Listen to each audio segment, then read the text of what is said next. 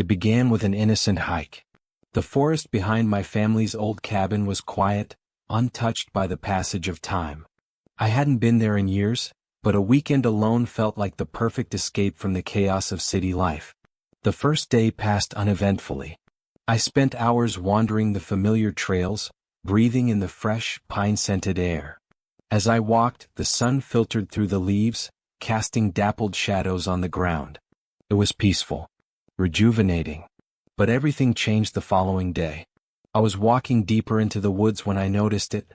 A stick, long and unnaturally straight, resting in the middle of the trail.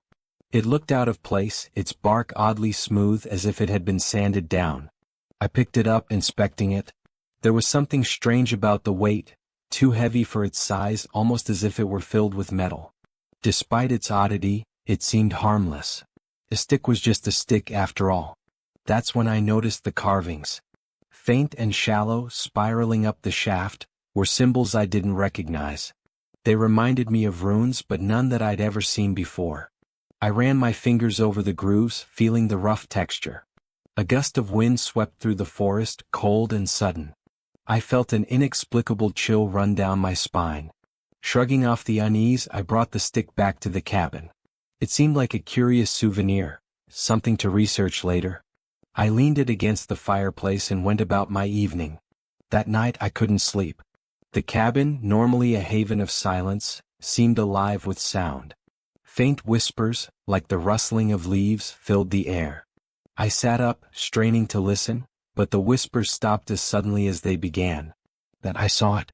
The stick, still leaning against the fireplace, was casting a shadow on the opposite wall. But the shadow didn't match its shape. It was taller, twisting, almost humanoid. I blinked, thinking it was a trick of the flickering firelight. When I looked again, the shadow was gone. The following morning, I decided to leave the stick behind. Something about it felt wrong, though I couldn't explain why. I left it in the cabin and set off on another hike, trying to shake off the lingering unease. But the forest felt different. The air was heavier, the usual chorus of birds and insects absent. As I walked, I noticed more sticks scattered along the trail. Each was identical to the one I'd found, smooth, unnaturally straight, and etched with the same strange symbols.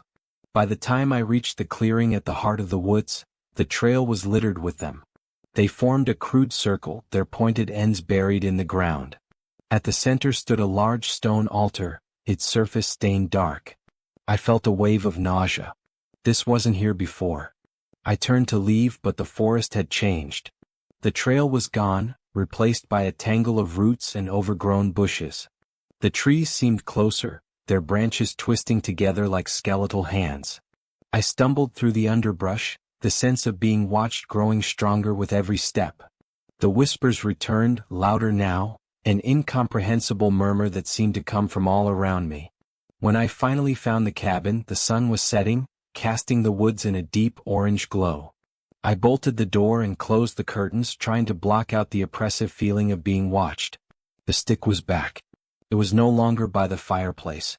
Instead, it was propped against the window as if it had been watching for my return. I grabbed it, intending to throw it outside, but the moment my hand touched the wood, a sharp pain shot up my arm. Images flooded my mind, flashes of figures in dark robes, chanting around the altar, their faces hidden by hoods. I dropped the stick, gasping for air. The whispers grew deafening, the voices overlapping in a cacophony of sound. The lights in the cabin flickered, and the shadows in the room stretched and warped. They moved independently of the flickering flames, twisting into unnatural shapes that loomed over me. I tried to leave, but the door wouldn't budge. The windows were locked tight, and the air grew colder with each passing second. The stick began to move. Slowly it rose from the floor, standing upright without support. The symbols etched into its surface glowed faintly, casting an eerie light that illuminated the room.